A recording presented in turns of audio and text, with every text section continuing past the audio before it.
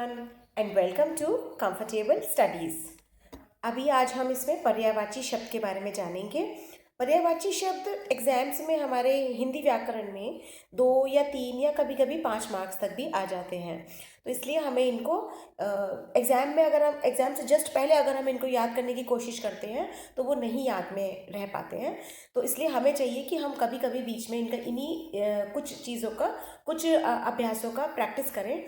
जैसे पर्यायवाची शब्द है, अनेक शब्दों के लिए एक शब्द है या फिर विलोम शब्द हैं, इनको हमें पहले से ही कभी थोड़े थोड़े टाइम बाद हमें पढ़ते रहना चाहिए ताकि हमें एग्ज़ाम टाइम में वो पक्के हो जाए और ये चीज़ हमारे पार्ट ऑफ लाइफ हो जाए कि हमें उनके कम से कम हर शब्द का 2 से 3 अर्थ तो पता ही होने चाहिए। ठीक है, तो पर्यायवाची क्या है, सबसे पहले परिभाषा जानेंगे। तो पर्याय का अर्थ होता है अन्य या दूसरा। पर्याय शब्द का अर्थ होता है अन्य या दूसरा। तो इस प्रकार से पर्यायवाची यानी एक से अधिक ज़्यादा अन्य दूसरे शब्दों के अर्थ, यानी वे शब्द जो भिन्न भिन्न होते हुए भी किसी एक अर्थ को स्पष्ट करते हैं वो पर्यायवाची शब्द कहलाते हैं। है तो शब्द अलग अलग लेकिन उनका अर्थ एक ही है। किसी एक ही वस्तु के या किसी एक ही चीज़ का अलग अलग नामों द्वारा बुलाया जाना वो उसके पर्यायवाची शब्द कहलाते हैं। तो इसकी परिभाषा में हम क्या कहेंगे, वे शब्द जो भिन्न भिन्न होते हुए भी किसी एक अर्थ को स्पष्ट करते हैं पर्यायवाची शब्द कहलाते हैं। इनको हम समानार्थी या समानार्थक शब्द भी कहते हैं। अलग अलग नामों से जाना जाता है, समानार्थी या समानार्थक, यानी समान अर्थ। लिखने में शब्द अलग है लेकिन अर्थ उनका एक ही है। अब हम इसके उदाहरण जानेंगे कुछ। जैसे सबसे पहले यहाँ दिया है अंग। अंग माने शरीर, काया या काय, देह और कलेवर। ठीक है, क्या क्या निकले अंग के? सबसे पहले निकला अंग का एक काय, काय, और दूसरा एक और होता है काया, और इसका एक और होता है शरीर, देह और कलेवर। ठीक है, अब हम नेक्स्ट पे आते हैं अग्नि। अग्नि मतलब अनल, आग, पावक, दहन, धूमकेतु। एक बार और देखेंगे, अग्नि, अनल, आग, पावक, दहन, धूमकेतु। ठीक है, अब हम नेक्स्ट पे आते हैं। इसमें दिया है जल। जल का क्या क्या है? पानी, वारी, अम्बु, तोय, सलील। जल के क्या क्या बताए हैं? जल का है पानी, वारी, अम्बु, तोय और सलील। ठीक है, नेक्स्ट है यमुना या जमुना। जमुना को यमुना भी कहा जाता है, कालिंदी, कालिंदी, और इसके अलावा जमुना का यमुना, कालिंदी, तरणीजा, रविसुता और सूर्य तनया। तो इसमें से हम 2 भी अगर याद कर लें तो काफ़ी हो जाता है। एग्जाम में 2 से ज़्यादा तो नहीं पूछने में आते हैं। तो सबसे पहले जमुना का अगर आता है तो यमुना और कालिंदी, ये 2 बहुत इजी है, इनको याद कर लेना। तरणीजा, रविसुता और सूर्य तनया। ठीक है, नेक्स्ट है जीभ। जीभ का है जीह्वा, रसना और जबान। जीभ, जीह्वा, रसना और जबान। ठीक है, नेक्स्ट है झंडा। झंडा का क्या क्या होता है? ध्वजा या ध्वज। झंडा का ध्वजा और दूसरा है ध्वज, और एक है पताका, एक वैजंती और एक है फरहरा। ठीक है, नेक्स्ट है तन। तन मतलब शरीर, देह, कलेवर, तनु, काय। यह भी पीछे भी आया था काया, उसे हम काया भी कहते हैं। काया, काय, तनु, कलेवर, शरीर, देह, तन। ठीक है, नेक्स्ट है तरु। तरु मतलब वृक्ष, पेड़, द्रुम, विटप और पादप। क्या क्या है तरु के? तरु वृक्ष, पेड़, द्रुम, विटप, पादप। ठीक है, नेक्स्ट है तालाब। तालाब का क्या क्या होगा? सरोवर, तड़ाग, ताल, जलाशय। तालाब के क्या क्या हैं? तालाब के हैं सरोवर, तड़ाग, ताल और जलाशय। ठीक है, now we come to the next one.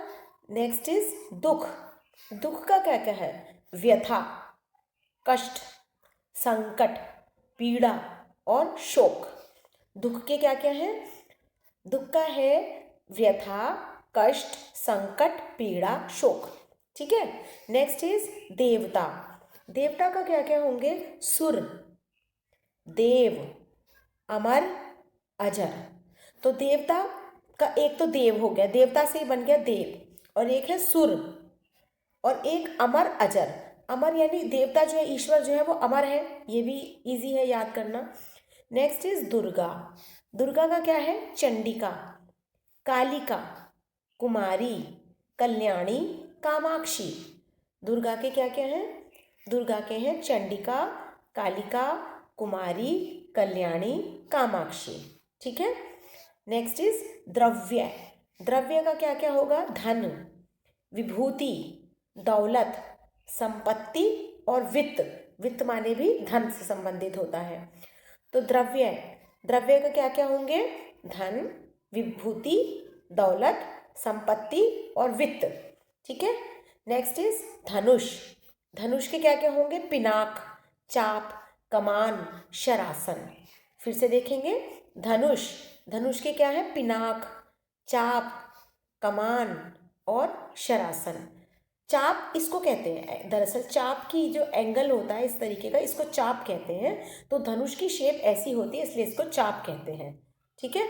Next is नदी। ये इंपॉर्टेंट है। नदी का क्या है? सरिता, जलमाला, तरंगिणी और निर्झरिणी। इसको लिख के देख सकते हैं। कुछ वर्ड्स इसमें जो है थोड़े मुश्किल हैं हिंदी में, तो उनको लिख के अगर हम प्रैक्टिस कर लेंगे तो एग्जाम में हम ठीक लिख पाएंगे, वरना हमें याद होते हुए भी अगर स्पेलिंग गलत कर दी तो हमारा आधा नंबर कट जाता है। ठीक है।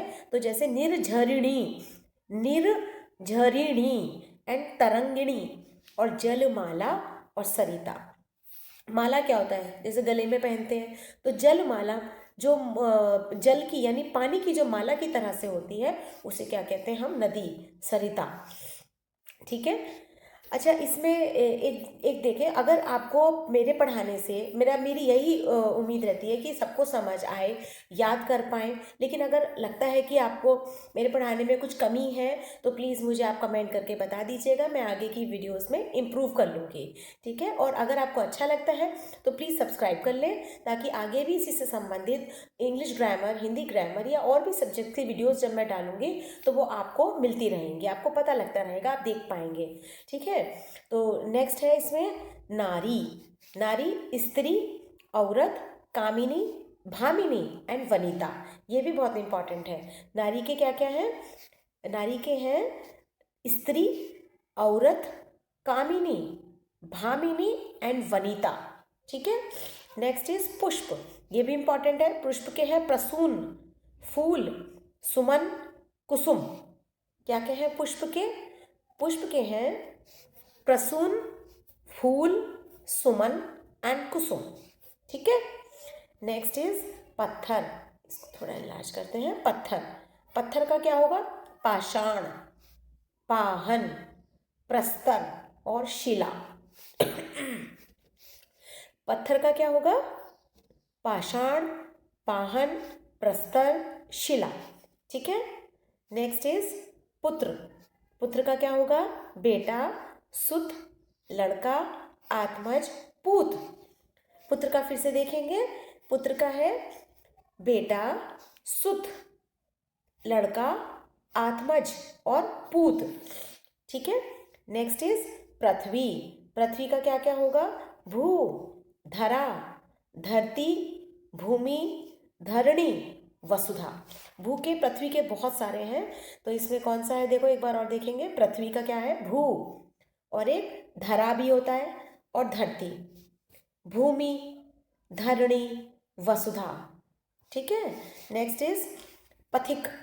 पथिक माने पथ पे चलने वाला, यानी राहगीर, मुसाफिर, राही, बटोही, बटाऊ। क्या क्या है पथिक के? राहगीर, राह पे चलने वाला, मुसाफिर, राही, बटोही, बटाऊ। ठीक है। नेक्स्ट इज बंदर। बंदर का क्या क्या है? वानर, मरकट, कपि, शाखामृग और हरि। क्या क्या नाम है बंदर के? वानर, मरकट, कपि, शाखामृग और हरि। ठीक है, नेक्स्ट है बाण। बाण के क्या क्या होंगे? शर, तीर, नागच, शिलीमुख। बाण के एक बार और देखेंगे, ये थोड़े टफ है। बाण के क्या है? शर, तीर, नागच और शिलीमुख। ठीक है, नेक्स्ट है बिजली। बिजली का क्या क्या है? चपला, चंचला, तड़ित और प्रभा। बिजली के क्या क्या है? चपला, चंचला, तड़ित और प्रभा।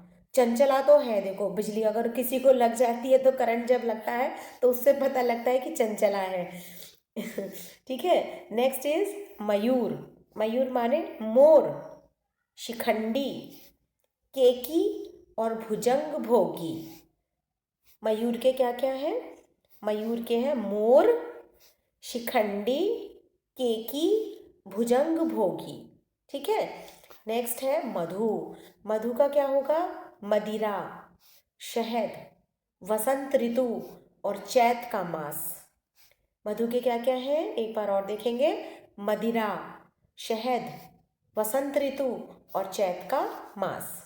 नेक्स्ट इज मछली। मछली का होगा मत्स्य, मीन, मकर, अंडज। मछली के क्या क्या है? मत्स्य, मीन, मकर और अंडज। ठीक है, नेक्स्ट इज माधव। माधव जो है वो श्री कृष्ण को कहा करते थे। श्री कृष्ण, महुआ, बैशाख और बसंत ऋतु। ठीक है, नेक्स्ट इज महादेव। महादेव एक सीरियल भी आता है महादेव, तो ये किसको कहा जाता है? शंकर जी को। महादेव शंकर जी का ही एक अन्य नाम है। और भूतनाथ, नीलकंठ, त्रिलोचना, महेश्वर, ये सब किसके नाम है?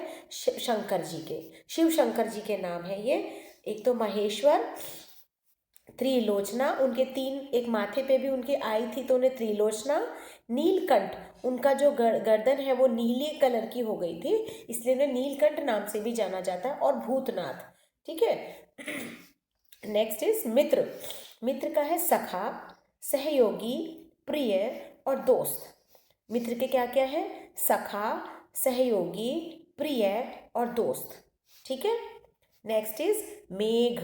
मेघ मतलब बादल, पयोद, अंबुज, वारिद और जलधर। ये पानी, जल माने पानी होता है, जल को धरने वाला, पानी लेके कौन आते हैं? बादल आते हैं, मेघ आते हैं। तो जलधर और वारिद, अंबुज, पयोद और बादल। अंबु माने पानी और अंबुज माने पानी को ले जाने वाला। कौन? मेघ यानी बादल। ठीक है, नेक्स्ट इज रजनी। रजनी माने निशा यानी रात। रैन, रात्रि, यामिनी। रजनी के क्या क्या हैं? रजनी माने रात, निशा, रैन, रात्रि, यामिनी। ठीक है, नेक्स्ट इज रास्ता। रास्ता का मार्ग और राह, ये तो सबको पता होंगे ये तो। मार्ग, राह, बाट और डगर। ठीक है, नेक्स्ट इज रावण। रावण के 10 सिर थे तो इनको दशानन, दश आनन, आनन माने मुंह, दश आनन। आनन मतलब फेस यानी कि मुंह। तो रावण के 10 थे तो दशानन, एक तो यही हो गया रावण का, दशानन। एक है दशकंध, लंकेश, लंका के ईश यानी कि कौन? लंका के कौन थे? रावण थे। तो लंका के ईश कौन थे? रावण। और दशकंठ, तो जब गर्दन उनकी 10 थी तो फिर गले भी 10 ही होंगे, तो दशकंठ। और एक निशाचर पति। क्या क्या नाम थे रावण के? एक बार और हम देखेंगे। रावण के नाम थे दशानन, दशकंध, लंकेश, दशकंठ और निशाचर पति। ठीक है, तो अब इस वीडियो में हम इतने ही कवर करते हैं। इसमें थोड़े मुश्किल भी हैं और इसमें इजी भी हैं, तो हम अपनी क्लास के अकॉर्डिंग इनमें से जो हमें लगता है इजी है हम उन्हें कर लेंगे। तो एक बार अगर आप ये जानना चाहते हो कि इजी वाले कौन से थे तो मैं आपको रिमाइंड करा देती हूँ। इसमें से एक तो अग्नि, ये हमेशा 8th क्लास तक अग्नि ये पूछा जाएगा। बड़ी क्लासेस में ये थोड़ा सिंपल हो जाता है, तो 8th क्लास के हिसाब से मैं बता रही हूँ। नेक्स्ट इज जल, ये भी आ जाता है। एक जीव आ जाती है, झंडा, तन और एक वृक्ष। और इसके अलावा देवता के बारे में भी आ सकता है। नदी बहुत इम्पॉर्टेंट है, नारी बहुत इम्पॉर्टेंट है। एंड नेक्स्ट इज पुष्प, फूल, फूल के बारे में भी आ जाता है। एक पुत्र का भी आता है बहुत, पृथ्वी का आता है। और इसके अलावा इसमें आता है मोर, मयूर, ये भी इम्पॉर्टेंट है। मछली भी इम्पॉर्टेंट है, मित्र भी इम्पॉर्टेंट है इधर। ठीक है। नेक्स्ट इज रात, रात्रि, निशा, ये भी इम्पॉर्टेंट है। रजनी, रात्रि, निशा। ठीक है। तो अब मैं अपनी नेक्स्ट वीडियो में बाकी और भी हैं पर्यायवाची शब्द, उनको मैं कवर करना चाहूँगी। तो अगर आपको अच्छा लगा है वीडियो तो प्लीज़ शेयर करें अपने क्लास ग्रुप में और अपने फ्रेंड्स को भी, and like and subscribe my channel. Okay, happy learning, bye bye.